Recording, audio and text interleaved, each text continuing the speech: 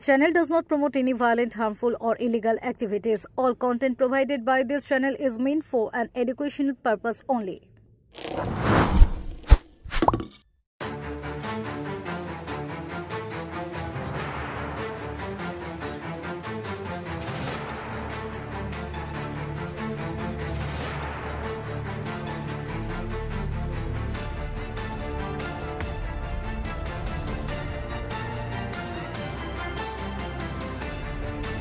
বিদ্যালয়ের ভিতরেই ছাত্রীকে চোখ বেঁধে বেধড়ক মার, নিরাপত্তাহীনতায় ক্ষুব্ধ অভিভাবক মহল। বোলপুর উচ্চ বালিকা বিদ্যালয়ে ঘটে গেল এক চাঞ্চল্যকর ও মর্মান্তিক ঘটনা। অভিযোগ, গত শুক্রবার নবম শ্রেণীর এক ছাত্রীকে চোখ বেঁধে বেধড়ক মারধর করে একাদশ ও দ্বাদশ শ্রেণীর কয়েকজন ছাত্রী। বর্তমানে ওই ছাত্রী হাসপাতালে চিকিৎসাধীন অবস্থায় রয়েছে। এমন অমানবিক ঘটনার প্রতিবাদে সোমবার সকাল থেকে বিদ্যালয় চত্বরে বিক্ষোভে ফেটে পড়েন অভিভাবক ও ছাত্রীদের একাংশ। তাদের প্রশ্ন, বিদ্যালয়ের মতো সংরক্ষিত জায়গায় এমন ঘটনা ঘটল কিভাবে? কোথায় ছিল স্কুলের নিরাপত্তা ব্যবস্থা? কেন এই ভয়ঙ্কর ঘটনার খবর আগেভাগে অভিভাবকদের জানানো হয়নি? বিক্ষোভকারীদের অভিযোগ, এখনো পর্যন্ত অভিযুক্ত ছাত্রীদের বিরুদ্ধে কোনো দৃশ্যমান ব্যবস্থা নেয়নি স্কুল কর্তৃপক্ষ। তারা দাবি করেন ঘটনা ধামাচাপা দেওয়ার চেষ্টা হচ্ছে। ঘটনাস্থলে পৌঁছেছে বোলপুর থানার পুলিশ। পরিস্থিতি নিয়ন্ত্রণে রাখতে নজরদারি শুরু হয়। বিদ্যালয়ের প্রধান শিক্ষিকার সঙ্গে কথা বলার চেষ্টা করলে তিনি সংবাদ মাধ্যমকে জানান, আমরা পুরো বিষয়টি গুরুত্ব দিয়ে তদন্ত করছি। পুলিশকে জানিয়েছি, বিস্তারিত জানার পর প্রয়োজনীয় পদক্ষেপ নেওয়া হবে। তবে অভিভাবক ও ছাত্রীরা স্কুল বন্ধ রেখে বিক্ষোভ চালিয়ে যাচ্ছেন। তাদের দাবি, দোষীদের অবিলম্বে চিহ্নিত করে উপযুক্ত শাস্তি দেওয়া হোক এবং ভবিষ্যতের জন্য বিদ্যালয়ের নিরাপত্তা ব্যবস্থা জোরদার করা হোক। এই ঘটনায় বিদ্যালয়ের পরিবেশ, ছাত্রছাত্রীদের মনোভাব এবং অভিভাবকদের মধ্যে আতঙ্কের ছায়া পড়েছে বলে জানাচ্ছেন স্থানীয়রা। Bureau report, Kolkata mirror.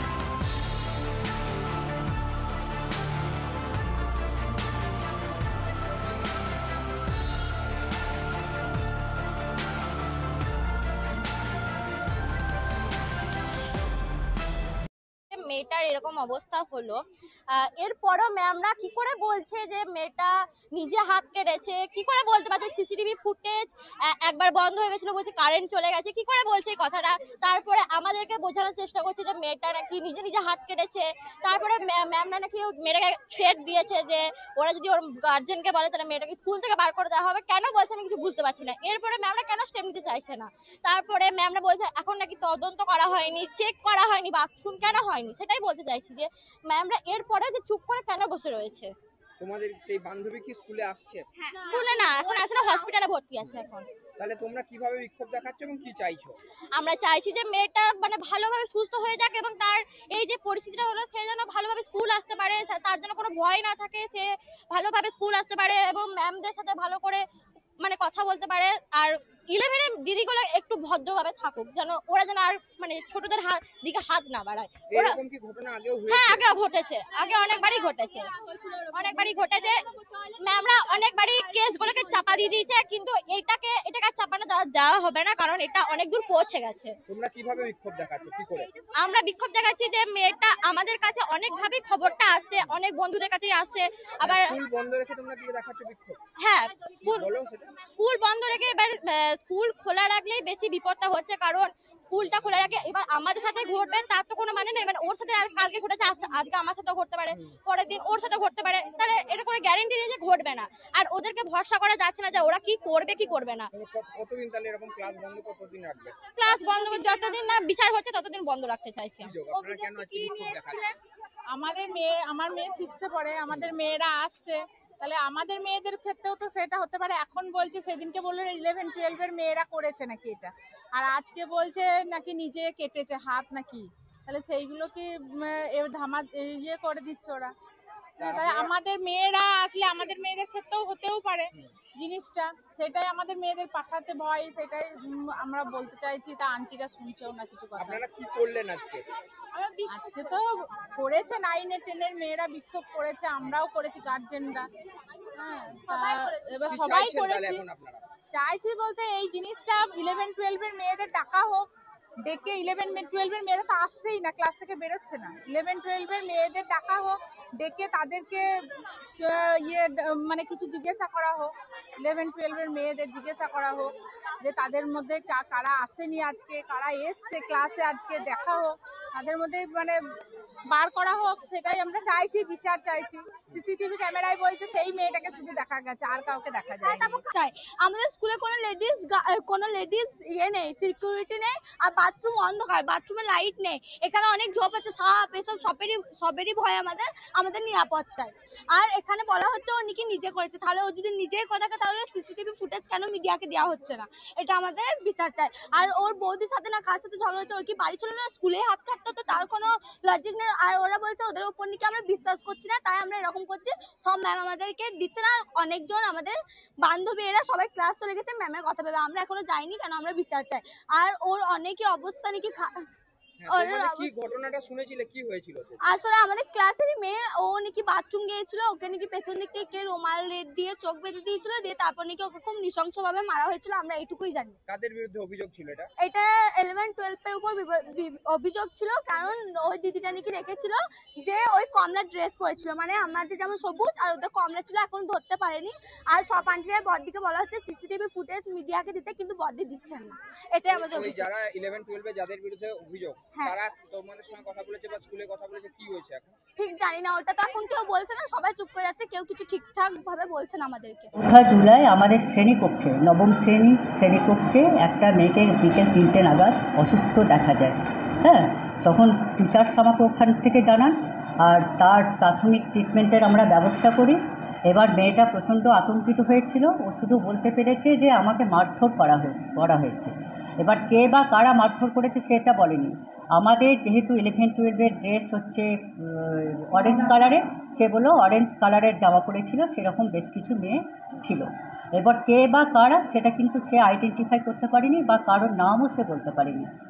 হ্যাঁ, বলে। আচ্ছা, বলছি আজকে স্কুলের পড়ুয়াদের দাবি হচ্ছে যে ঘটনায় যারা এখনো পর্যন্ত কেন চিহ্নিত করা গেল না, এবং আমাদের নিরাপত্তা কোথায়, এই নিয়ে তারা ক্লাস বয়কট করে বিক্ষোভ দেখাচ্ছে, এটাকে নিয়ে কি বলবেন? শুনুন, আমাদের একের পর এক সমস্ত, যেদিন 4 জুলাই ঘটনাটা হয়েছে, আজকেই আমরা গতকাল আমি একটা গার্জেনদের সমস্ত গ্রুপে 5 to 12 পর্যন্ত গার্জেনদের একটা মেসেজ পাঠিয়েছিলাম যে 4 জুলাই যে ঘটনাটা ঘটেছে সেটার জন্য একটা দুর্ভাগ্যজনক ঘটনা, অনভিপ্রেত বলতে পারেন, সেটার জন্য কেউ প্রস্তুত ছিল না। এবার এটা যতটা স্টুডেন্টসদের খারাপ লাগছে, ততটাই আমাদের খারাপ লাগার বিষয় যে স্কুলের মধ্যে এরকম একটা ঘটনা ঘটলো, আর একজন মেয়ে অসুস্থ হয়ে স্কুল থেকে চলে গেল। আমরা প্রাইমারি ট্রিটমেন্ট যা করেছিলাম, তারপরে যখন মেয়েটা কথা বলার অবস্থায় ছিল না, আমরা চাইছিলাম বারে বারে মেয়েটা যাতে একটু কথা বলতে পারে, কিন্তু যখন দেখছি যে কোনো মতেই সে কথা বলতে পারছে না, আধ ঘন্টা আমরা একটু রেখেছিলাম, তারপরে তার বাবাকে কল করা হয়। এবার তার বাবা সিয়ান হসপিটালে নিয়ে যান। স্কুল কর্তৃপক্ষের তরফ থেকে কি কোনো তদন্ত কমিটি গঠন করা হয়েছে? হ্যাঁ, স্কুল পক্ষের এটা এডুকেশন ডিপার্টমেন্ট, CDDIF স্কুলকে অলরেডি নির্দেশ দিয়েছে যে একটা এনকোয়ারি কমিটি আমাদের ফর্ম করতে হবে। সেই এনকোয়ারি কমিটি রিপোর্ট অনুসারে যা রিপোর্ট দেবে সেটা আমাদেরকে প্লেস করতে হবে। তারপরে ওই তদন্ত কমিটি রিপোর্টটা পর্যালোচনা করবে ম্যানেজিং কমিটি পর্যালোচনা করার পর একটা গার্জেন কল করা হবে, সেই ক্লাস অনুযায়ী সেটা MC সিদ্ধান্ত নেবেন। হ্যাঁ, তারপরে সেই সিদ্ধান্ত অনুযায়ী গার্জেন মিটিং কল করে গার্জেনদের কি ওনারা কি মতবাদ রাখেন, ওনারা কি পরামর্শ দেন স্কুলকে শিক্ষাবান্ধব রাখার জন্য, নিরাপদ রাখার জন্য স্টুডেন্টসদের ক্ষেত্রে, আমরা সিকিউর একটা এনভায়রনমেন্ট দিতে চাই, স্টুডেন্টস ফ্রেন্ডলি এনভায়রনমেন্ট, এটা আমরা স্কুলের পক্ষ থেকে স্টুডেন্টসদের দিতে চাই। সিসিটিভি ক্যামেরাতে সেদিনও আমরা দেখেছি, মেয়েটা যখন বললো আমরা তখনই সিসিটিভি ফুটেজটা দেখার চেষ্টা করি, কিন্তু সিসিটিভি ফুটেজে সেদিনও আমরা সেই মেয়েটাকে ছাড়া কাউকে দেখতে পাইনি। হ্যাঁ, আজও বেশ কিছু স্টুডেন্টস দেখতে চাইছিল, তাদেরকে দেখানো হয়েছে যে সিসিটিভি ফুটেজে ওরা যেটা বলছে, ওদের যেটা অভিযোগ যে 11-12 মেয়েরা নির্যাতন করেছে, কিন্তু 11-12 মেয়েদের কাউকে দেখা যায়নি।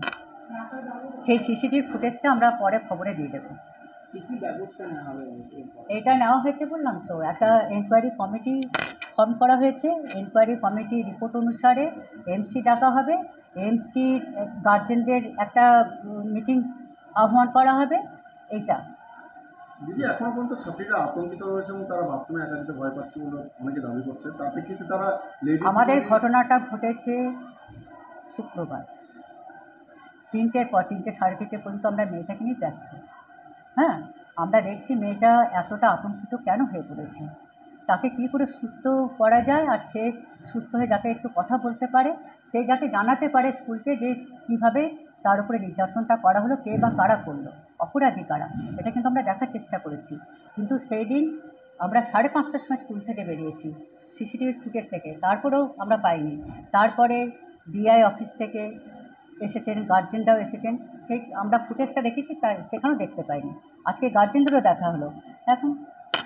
এখন মানে এমসি, যেটা আমাদের পরিচালনা সমিতির একটা জরুরি মিটিং ছিল শনিবার দিন, সেখানে সিদ্ধান্ত নেওয়া হয়েছে আরও সিসিটিভি ক্যামেরা দেওয়া হবে, আরও স্টুডেন্টসরা যাতে এখানে নিরাপদ থাকতে পারে সেই বিষয়ে আমরা দেখব বিষয়টা।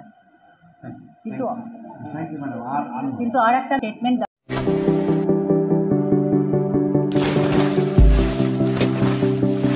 Fasten your seatbelts as you take a tour around your marine wonderland.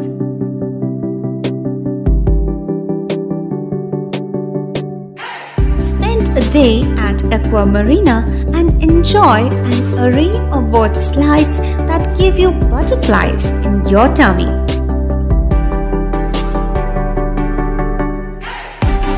Aqua Marina is a holistic weekend destination for friends, family, and couples and offers magic to soothe your body, mind, and soul.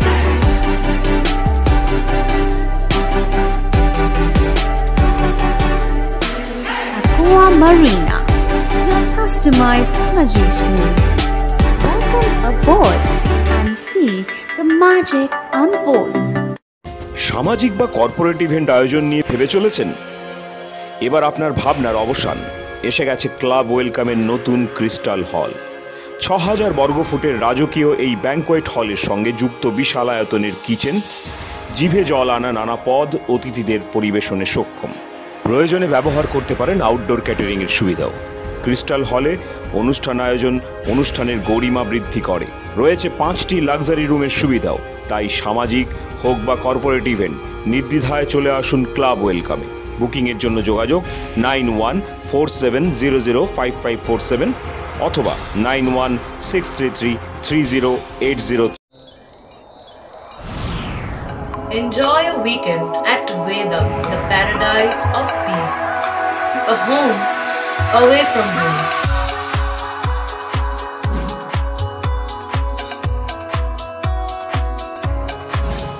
See yourself resonating with the nature. Vedam welcomes you to create your best memories.